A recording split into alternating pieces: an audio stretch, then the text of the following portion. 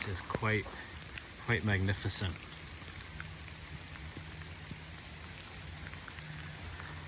And quite an ethereal feel as you approach these.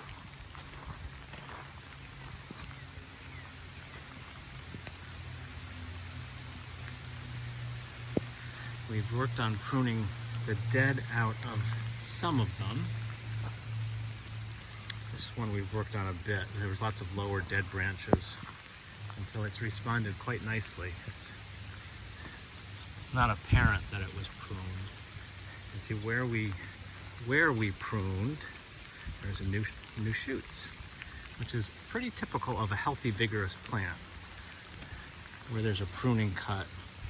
See, there was a pruning cut, and you have new shoots, so it's more or less rejuvenating itself.